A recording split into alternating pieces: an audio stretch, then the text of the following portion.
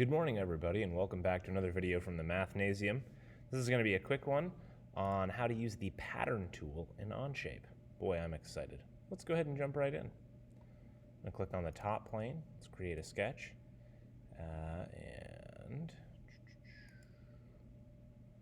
There we go. So let's hide front and right. And honestly, we can even hide the top plane. Let's take a look at this thing. All right, so how does the pattern tool work? So if you want to take some sort of a shape, I'm going to go ahead and click on the polygon tool. I'll draw a hexagon, like so. I want it to be 6 sides. And then let's go ahead and get the measurements of these two. 0.857. And then let's get this measurement as well. 989. Interesting. Enter. All right, I'm gonna double click in here. We'll make that 1. Look at that. All right, so I've got my hexagon here, and I could repeat this hexagon in several different ways. But if you wanted, let's say you wanted to draw a bunch of these, maybe they exist in a certain rectangular pattern or a linear pattern, or maybe you want them to be in a circle, or maybe you want them to follow some sort of a path. It's all about using this tool right here. So how the linear pattern tool works is you click on the shape, and then it's going to generate, and it gives you some options. It says, all right, what do you want for the spacing? The first option is, what do you want for the spacing between your shapes? So if I wanted to match them up exactly on those vertices, I could put 1.155 and press enter. That's this distance, which is slightly different. So that'll get them just to there. So it would actually need to be double that. So it would be 1.155 times 2. So that would get us right at the end. You could go past that. You could do a linear pattern where they're not touching. For example, you could just write 3. You can also choose the number and direction. So you can click on this arrow if you want them to copy that direction or this direction. And you can say how many of them you want. Maybe you want 4 of them with that spacing. Okay? So 1.155 times 2. Okay, and then there's also this option. It says how many do you want going in the vertical direction? So let's say we want 3. Enter. So we see this kind of pattern emerging, and it says that you've got a 1-inch space.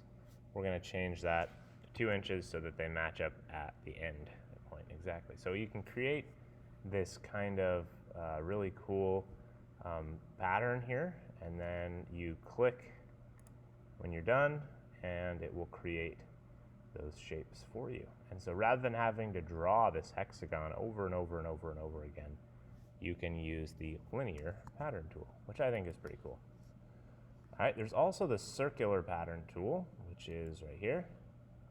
And so you can select an object, and you can also select a point around which to rotate. When you're doing the circular pattern, again, there's the number of copies of that shape that you want. Maybe I want 7. It should equally space them like so. And let's see what else we have here. Yeah, I think in this scenario, it just equally spaces them around in the circle. You don't have a whole lot of options presented. But that's pretty cool. It's a little tool as well. All right, so now I'm going to go ahead and delete my hexagon. And I want to show you guys how you might draw like the top of a tower on one of your chess pieces.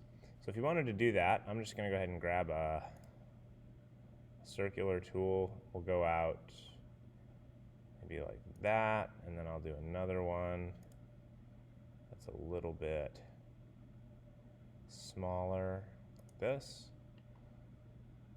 All right. And I'm going to grab my line tool. So let's say I want 6 of these. If you know, like, there are 360 degrees in a circle, and you want 6 little spires. Right now I'm drawing like on the rook, the little crenellations at the top of the rook. So if you know you want 6 of those little crenellations, I'm trying to find an example on a chess piece for you. I don't know if I've got a good one right here. I mean, this one's kind of got it. It's got those little spikes at the top, right? So what if we wanted, we don't want to rotate a 2D sketch. What if we want to rotate a 3D sketch? If you want to do that, you draw these 2 lines. Let's say we want 6 of them, and we want them evenly spaced. So if there are 6 of these, then that means there are 6 gaps as well between them. So you're looking at a total of 12 divisions of 360, which means the degree measurement between these, so if you have 2 angles that are, or two lines that are joined at a point and you click between them, it's going to give you the option to change the angle. It looks like I got pretty close. We want that to be 30 degrees. So it moved the line out just a smidge. And now what we can do is I'm going to come through with the trim tool, and I'm going to trim away all these extra lines that are not my crenellation of interest. So now I've got this nice little wedge, and I can finish my sketch, and we can extrude this shape. And that looks pretty good. About an inch looks fine. Okay, so how do I make a copy of them? Well, the pattern tool, when you're in a sketch, was those, it looked like those 4 little squares. And when you're in this, it looks like 4 little cubes. So there's a linear pattern tool. And yeah, you can use a linear pattern tool on a 3-dimensional object. That's definitely possible. You have to choose a direction though, which means you would need a line in a plane. So let's go ahead, I'm gonna make a line in a plane really fast. I'll just do that. I'll make a couple lines. So let's go to the top plane. I'm gonna create a new sketch. And my new sketch is just gonna be a line.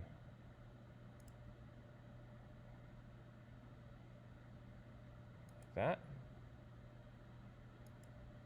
Okay, and then I'm also going to create a sketch in the front plane.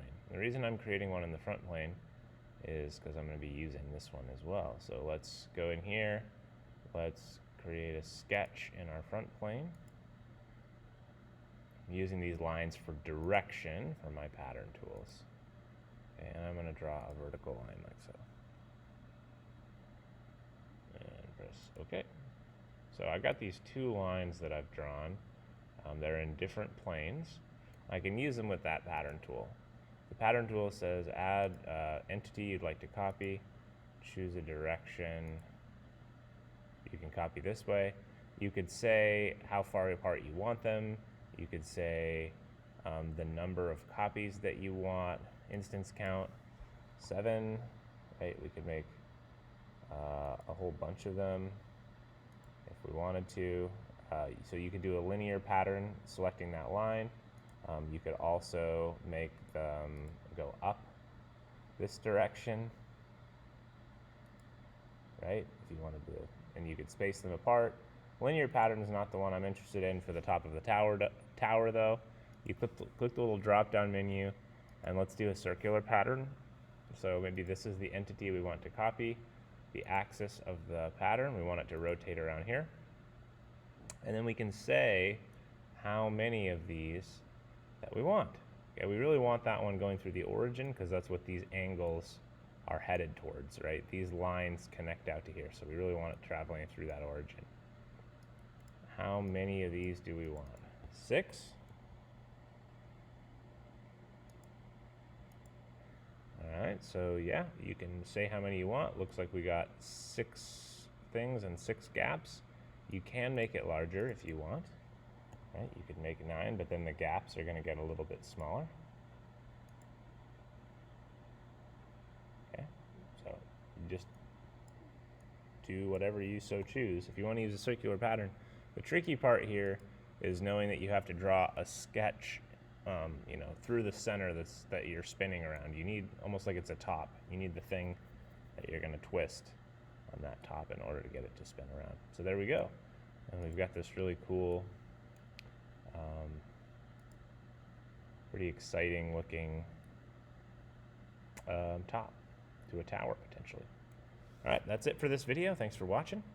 Hopefully the pattern tool was useful for you guys. And yeah, we'll see you next time.